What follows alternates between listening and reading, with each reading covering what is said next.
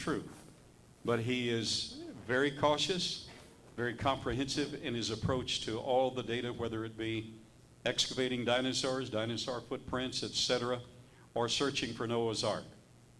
Dr. Judkins is the associate producer of the film that received the highest documentary rating for its premiere, its initial showing in addition to the premiere, of any Hollywood production. I think that documentary, any Hollywood documentary, that deserves a hand of real appreciation.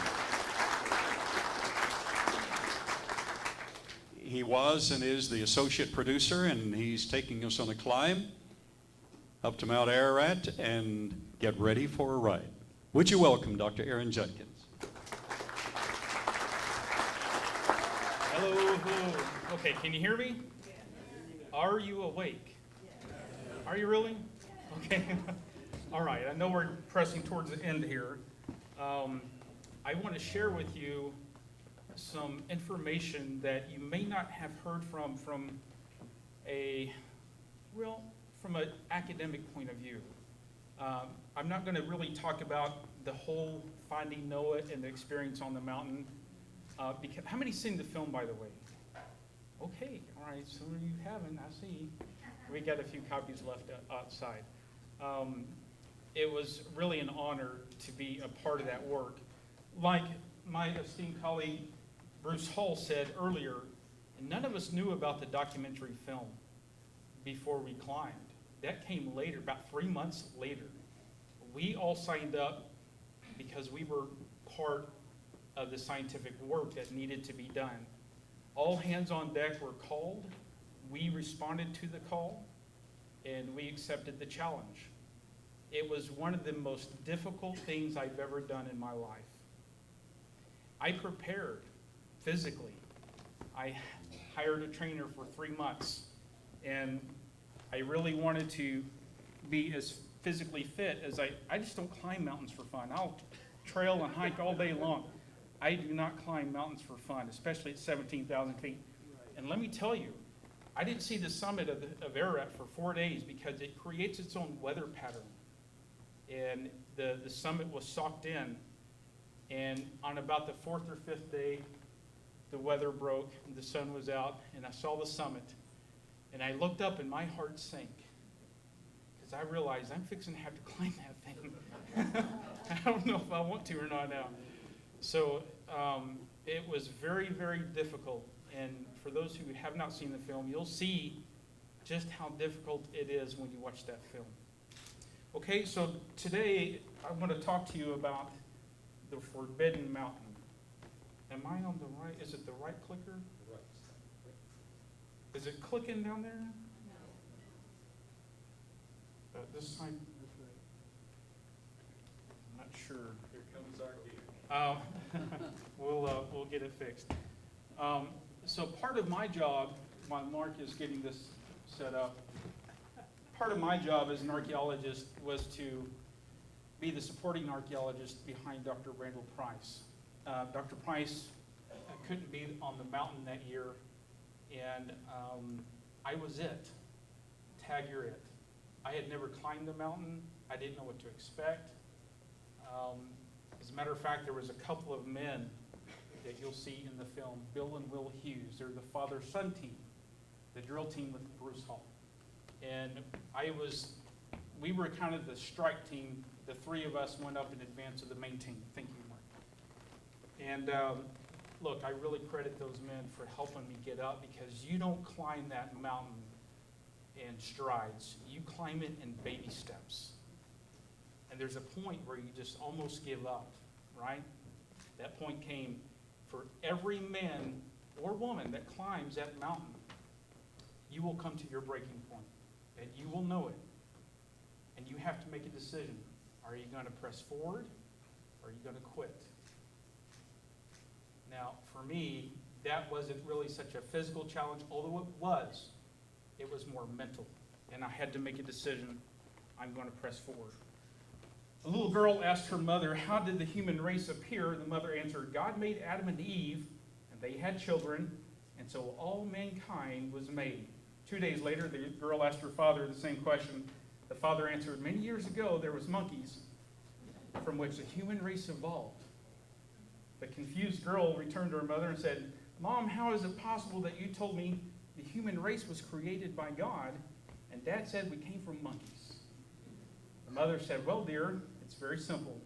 I told you about my side of the family, and your father told you about his.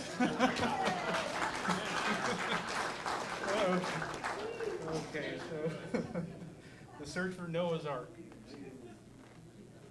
This is the region of Mount Ararat. You see Turkey, Syria. We've covered that from the previous lectures. This is a very geopolitical hotspot. When they tell you that you literally put your life on the line, you do. You do. Not just because of the physicality of the mountain. It's incredible. Rocks and boulders that are sliding past your tent at night. The wolves that are on the mountain. The PKK. It's bears. There's snakes. All kinds of problems. So it's a wonder that when you get on there that you ever get back.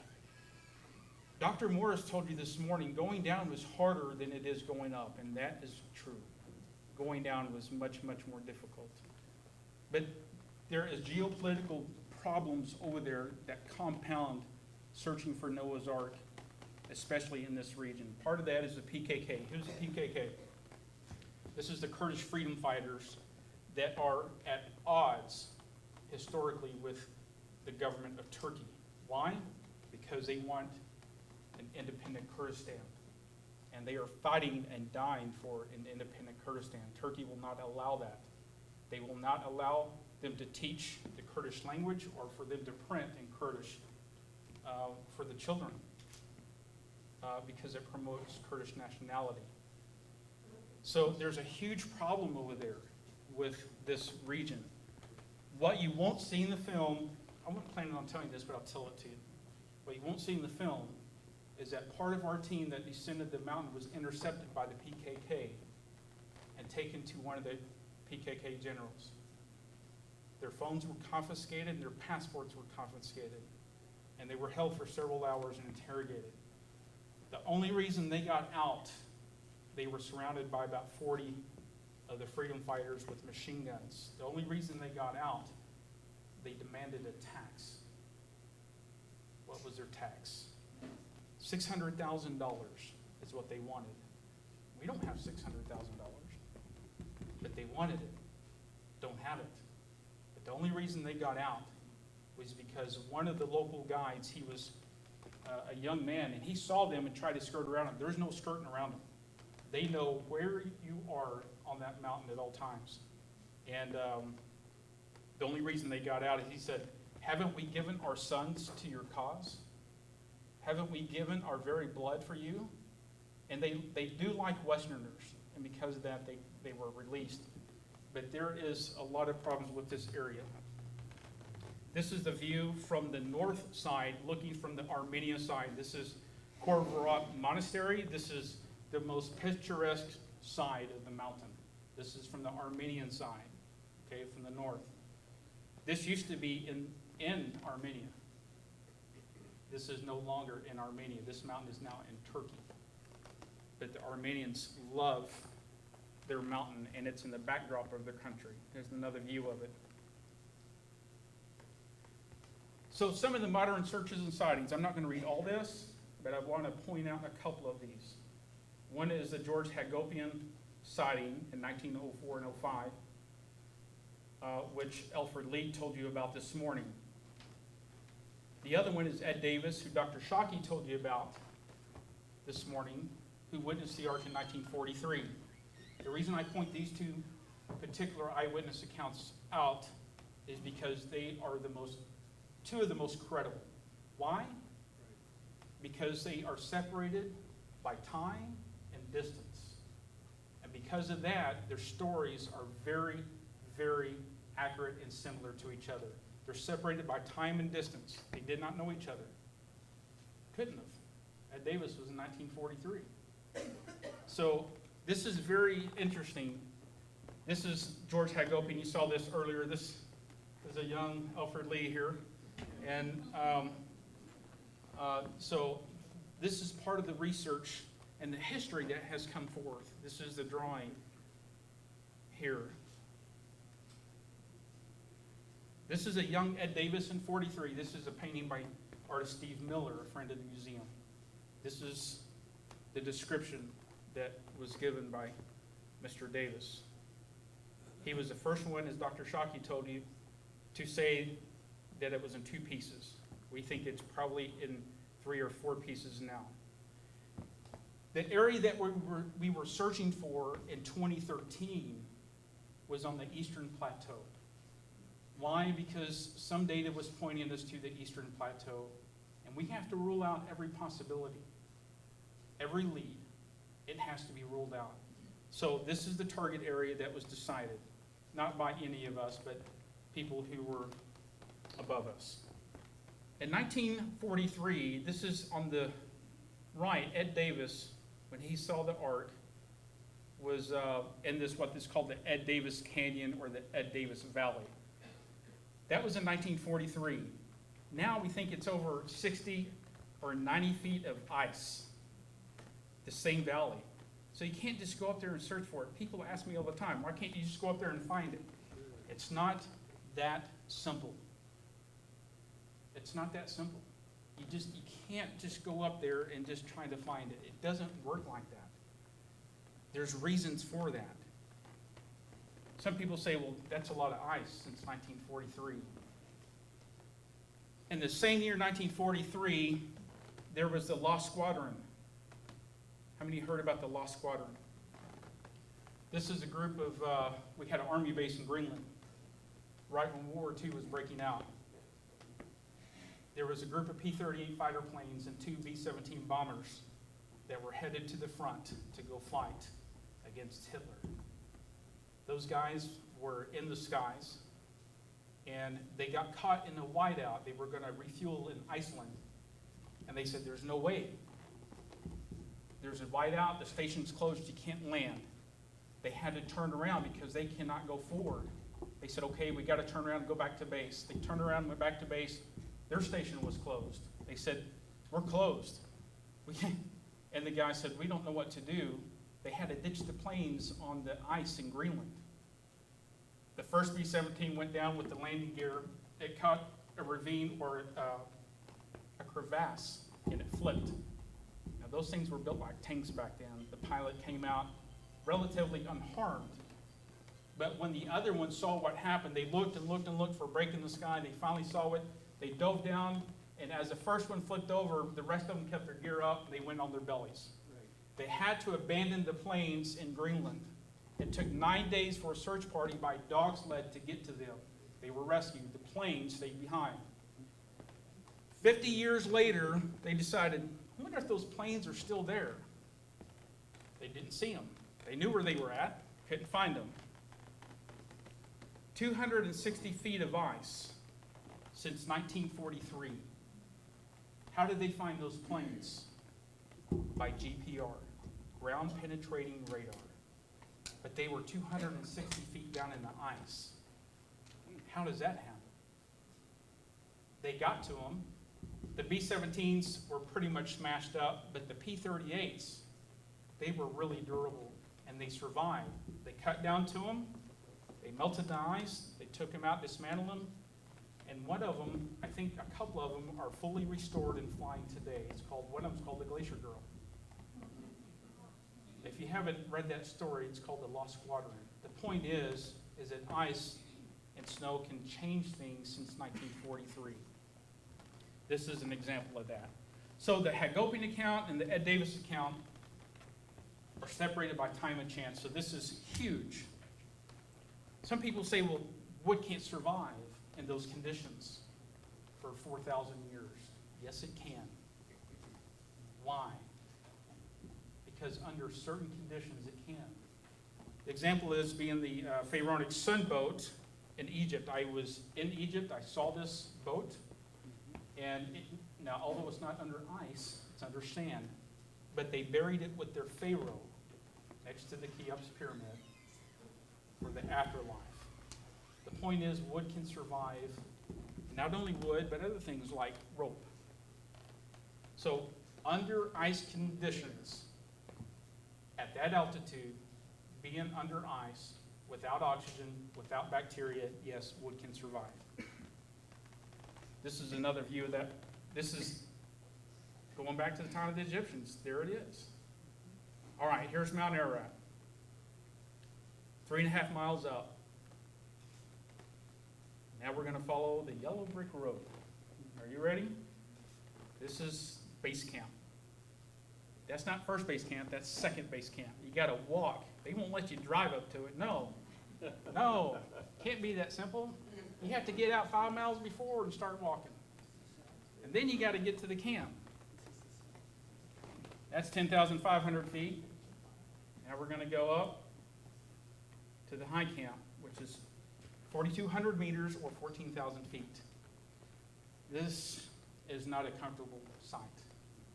This is not comfortable. Bruce and I shared a tent because we didn't want to drag out all our gear, so on the way up, we shared a tent up to 4,200 meters. You just pick the softest rock because, and you're like this, you're just not going to be comfortable.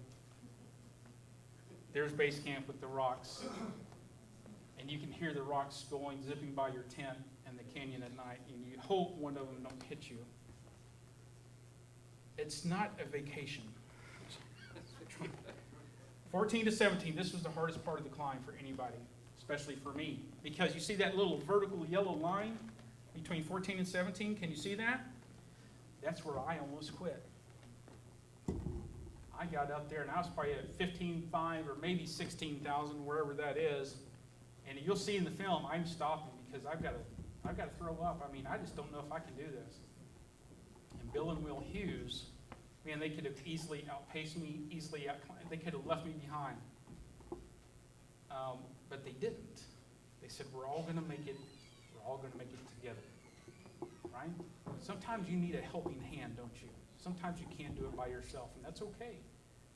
So they said, Dr. Judkins, turn around and look behind you. I did, and it was about 6 a.m. You start climbing at 2 or 3 in the morning. Put the headlamps on, and it's straight up. Oh, it's so miserable. And I turned around, and about 6 in the morning, the sun was coming up, and it casted the shadow of Mount Ararat on the valley floor. And it was the most beautiful shadow ever. I mean, it was probably a 5-mile shadow on the valley floor, but it was huge. And I thought, Aaron, you cannot give up now. If you do, you'll regret it for the rest of your life. You have to keep pressing forward, right? Because the cameras go, well, there goes Dr. Judkins down the mountain. I mean, and I could come home to my son and tell him Daddy gave up. There's no way I'm giving up. I'm from Texas. I'm not giving up. All right. Now let's talk about, that's enough about Finding Noah because you've seen the film. Bruce gave me cutting edge, data just a little bit ago. I want to talk about the mountain because some of the criticism we got from Finding Noah was you're on the wrong mountain. Some scathing reports came out on the internet saying as such. That's okay. We're adults. We can take it. We can take the criticism. But I wanted to address part of that because, see, I don't think we're on the wrong mountain. Now, there are ARK researchers and scholars who think that it is not on Mount Ararat, where we were at, Greater Ararat. They think it's on another mountain. So they said, you're in the wrong place. Let's address that. The history. We got the Sumerian Kings list. We have the Epic of Gilgamesh, and then we have the Epic of Atrahasis. These are ancient writings. Now, they are not true to the scripture. You understand the Epic of Gilgamesh is a Babylonian epic. They have their own Noah named Utopianistum, who was in search of eternal life. It's a corrupted version of the story, yet it is documented. Josephus, a first-century historian, let me back up. He basically made a precise statement about the location of Mount Sinai in his work, The Antiquity of the Jews. This is what Josephus had to say about Sinai. Now, we had to transfer the slides over because Mac don't talk to the PC, so the slides or adjustments are off, so I apologize for that, but I'll tell you the gist of it. Basically, he said that Mount Sinai was the highest in the mountains near Madian, or what we know as Midian in the Bible, modern-day Saudi Arabia. He was precise enough to lead one of the modern archaeologists, Ehud Netzer, from Hebrew University, who read the writings of Josephus. It took him some time because he was trying to follow the trail of King Herod, and no one had ever found the burial tomb of King Herod. It took him 35 years, but it was right under their noses the whole time in Israel. Because he went back and read the writings of Josephus, he was correct on where the Herodian tomb was. He was correct where Mount Sinai was in Midian. So what does he have to say about Mount Ararat? He says, now all the writers of barbarian histories make mention of this flood and this ark, among whom is, that's supposed to be Brosus the Chaldean, Hieronymus the Egyptian, Nicholas of Damascus, Maneus, and a great many more mention the same. This is Josephus. He said, the ark settled on a mountaintop in Armenia. The Armenians called that spot the landing place. It was there where the ark came safe to land, and they show the relics to this day. This is in Josephus' time. But some people don't think that's the right spot. Some people think that it's in a different spot. One spot is near Dagba-Izet. It's called the Drupanar site. This is a site mentioned earlier. This site has been ruled out scientifically. It's been ruled out geographically. It's been ruled out geologically. It's been ruled out archaeologically. It's just a natural mud flow. I went there myself, and believe me, if I thought that was the ark, I would have never climbed that mountain. I would have said, see y'all later, I'm staying here. But it's not. It's not. So we can rule out, number one, that's not the alternate site. Let's go back to number two. Mount Suleiman in El Boros Mountains in northern Iran. Some people say this is the Mount Ararat. But we can rule this mountain out too. I'll tell you about that, why, here in just a minute. Let's go to number three, which is really the cause of all the fuss. This is Mount Judi. Mount Judi is also called Mount Cudi because they cannot pronounce J's over there, right? They cannot pronounce P's. They have a very guttural language, so anything from the lips, it's very hard for them to pronounce. So peanut butter becomes peanut butter, all right? So they can't pronounce Judi, they pronounce it Cudi, Mount Cudi. So you'll hear those terms interchangeable. Mount Judi. This is a few ARK researchers are suggesting that the ark landed on Mount Judi, not on Greater Ararat, but approximately 175 miles southwest of Ararat, 50 miles north of Mosul, Iraq, just right on the border. In 2013, Cernak University in Eastern Turkey had a symposium the same year we climbed, and they had a symposium over there. And basically, they were saying that there is some Syrian Christian tradition in Islamic scholars' interpretation of Surah 1144. That's in the Quran. This mountain is just under 7,000 feet high and is a favored landing place for the ark. A German scholar by the name of Friedrich Bender conducted a survey on this mountain in 1953. He got over there. And although he was not allowed to excavate because they consider it a holy site, they said you cannot excavate. But he was able to dig in the dirt a little bit. What did he find? He found small samples of wood with bituminous material. What is bituminous material? Yes, right? This is what Bruce Hall talked to us about earlier. This is the waterproofing substance that is probably a part of the waterproofing of the ark. Very common over there. This is what he found. They dated it. It was 6,500 years old. Not really right. Something's not matching up. This is why they're so excited, is because of what he found over there. Little bits of wood with bituminous material. There could have been ordinary structures built on the site. This site is under 7,000 feet. It's not permanently ice capped with glaciers. It's not at 17,000 feet. Anyone can walk up there. I wouldn't do that today. That site is being heavily bombed with, they're trying to keep ISIS out. It's bad over there. Things have really changed since we were there in 2013. But I wouldn't go to this particular site because it's even exponentially more dangerous. The point is, anyone can climb up there, and people have. Islamists have built a mosque in the past. It burned down at some point in the past. We know that to be true. Then later on, a shrine was built on that site. So who's to say that they didn't use wood and waterproofing bituminous materials over there to build a shrine or the mosque? We don't know where that sample came from. We don't know where that wood is. It's never been excavated. But yet, they are hanging on to this evidence because they have ruled out Greater Ararat. You can't rule it out just yet. Let's keep talking about it. They said that these wood samples were found, yet we know this is right close to the Mesopotamian plain. Mount Kuti could have been a high place for Nimrod, the Nimrod cult worship, or some other structures like we just talked about, the shrine.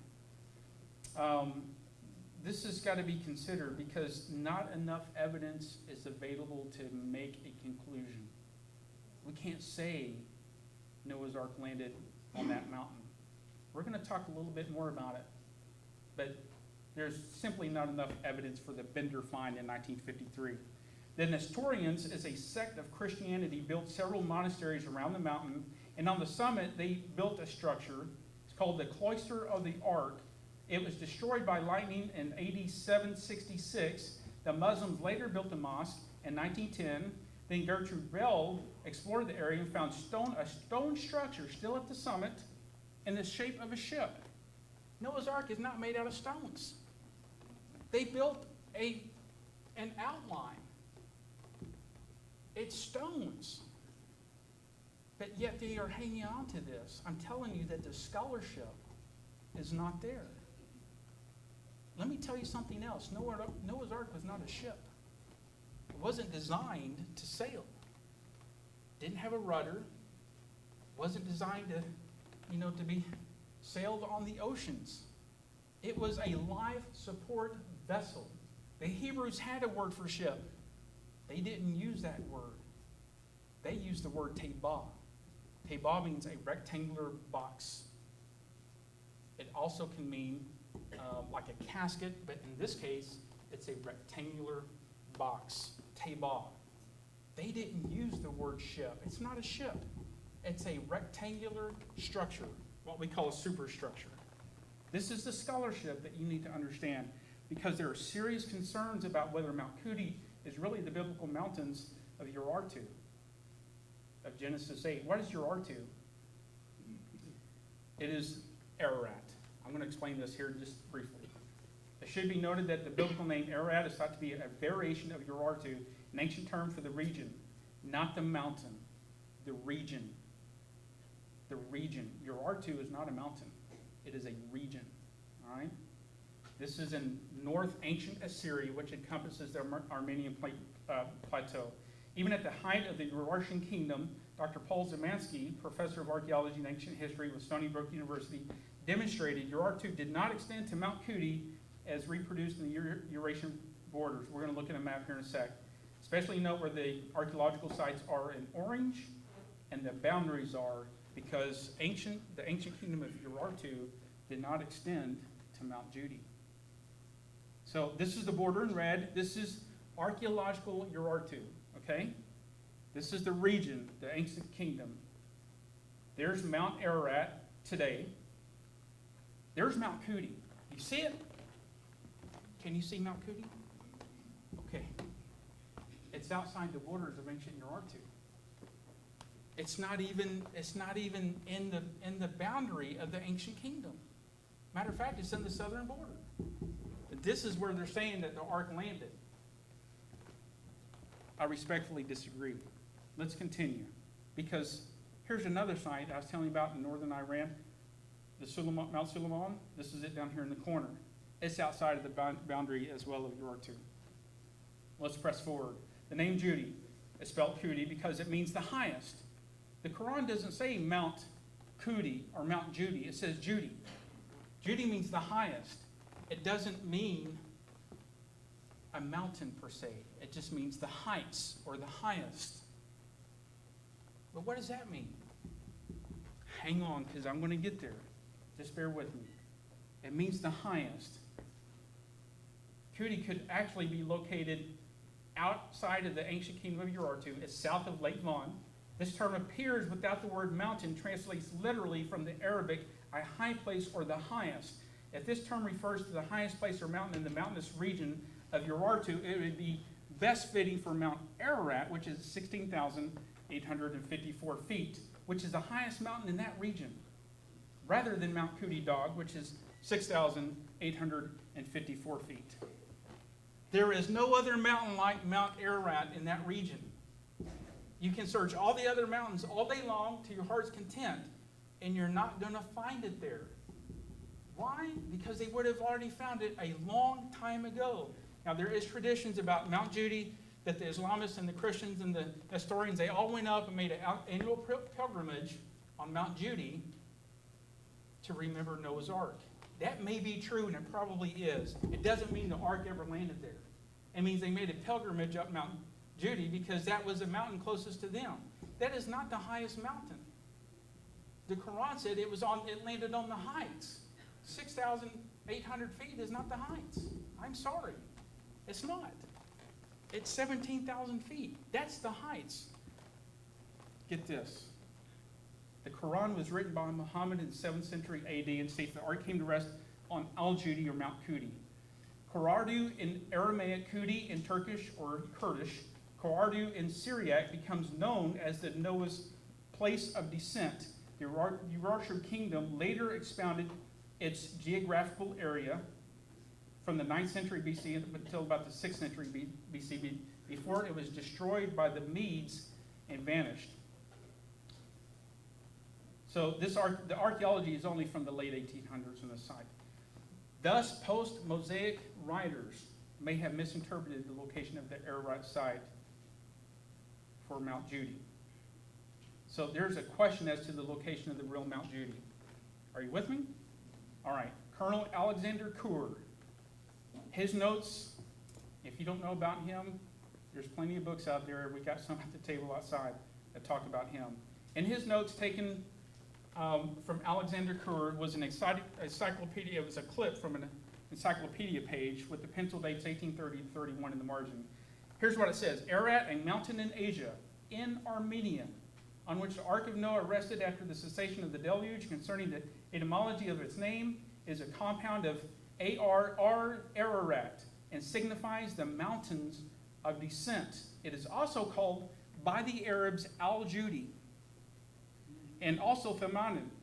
This is what the Muslims are calling this, Al-Judi. But they did something different. They put an Al in front of it. It's not Judi anymore. The highest, they said Al. What does Al mean? Do you know Al-Qaeda? Al-Judi? Al is an article word.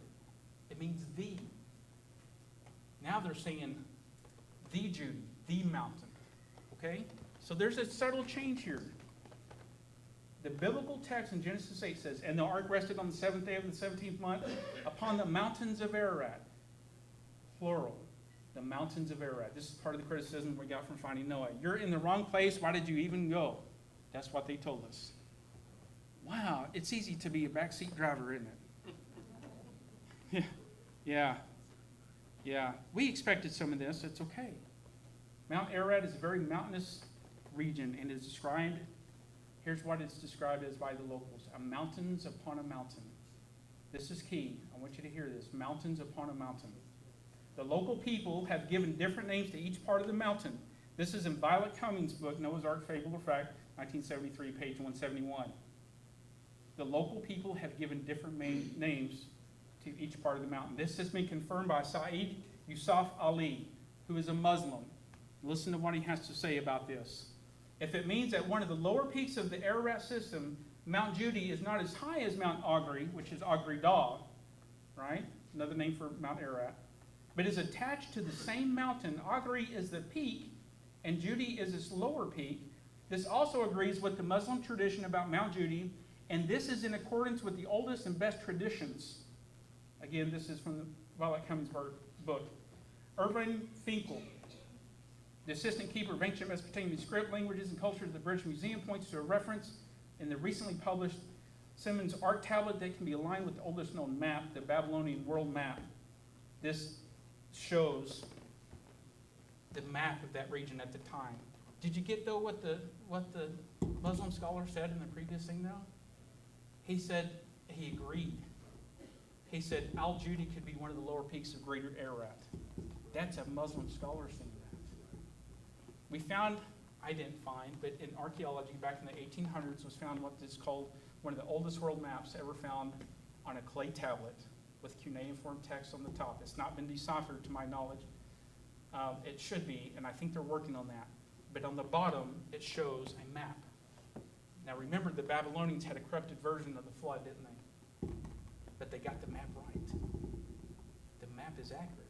What does the map show? I'm going to show you this map. Next slide. Let me tell you. This scholar believes that the location of the Babylonian world map indicates the kingdom of Urartu. I'm not going to read all this. I'm just going to show it to you. So again, look, here's our alternative science to Greater Ararat. Remember, it's outside the kingdom of Urartu, of ancient Urartu. There's Mount Suleiman. Here's that world map.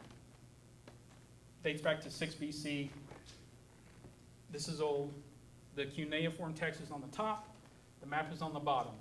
I'm going to kind of peel those layers back so you can see it a little better. But right there where that highlight is where we're talking about. What does that highlight show? Because this is very important to what I'm telling you. Here's the map. Outlined in the little red box, the Assyrian cuneiform writings designated Armenia as Urartu, and it means Ararat. Guess where it's located on the map? In the northern kingdom. In the northern kingdom, not in the southern kingdom where Mount Judi is. In the northern kingdom. On the ancient map, the Babylonians got it right. Urartu is in the north. This is archaeological proof that Greater Ararat is a place, not Mount Judi. We're almost done. The name Urartu, what does that mean? It's a Hebrew term, RRT. Why is it RRT? Because the Hebrews and the Syrians, these guys didn't use vowels in their language. We infer the vowels. They didn't use vowels. They used consonants. It's abbreviated RRT. RRT is Urartu, is Ararat. This is the designated region since the plural mountains, remember Genesis 8, landed on the mountains of Ararat, is used in a wide region of eastern Turkey that has some, that was once dominated by the Urartians, whose name was derived from the term Ararat. Urartu is cognate with the biblical Ararat, Akkadian Urartu, and Armenian Ararat. The Armenians called it Massus, the Kurds, Massus, thank you. The Kurds and the Turks called it Agrida, and the Persians called it Ko-i-Nun, which is the ship of Noah, and the Muslims called it Al-Judi. Remember, Al is the prefix word. It's the article word, the, meaning the place, the mountain. Could it be that Muhammad, the author of the Quran, gave Mount Ararat an Arabian name, an Arabic name, Al-Judi? He didn't call it by what other people, he renamed it. It's a theory. I'm not saying that he did. I'm saying it's a theory. But Al-Judi is an Islamic term. It is not an Assyrian term. It is not a Hebrew term. It is an Islamic term. Al-Judi, Al-Qudi, or Gudi. They're all interchangeable. The C's, the J's, and the G's. The mountain of descent and the monarch of the Armenian plains is Mount Ararat. We're almost done. The Mount Judi tradition is now mostly confined to the Islamic view of Noah. That's where the roots of this come from. It's an Islamic view of Noah and the flood. I submit to you that the Quran's location of the heights, remember Judi, the heights? And the biblical location of Ararat is the same mountain.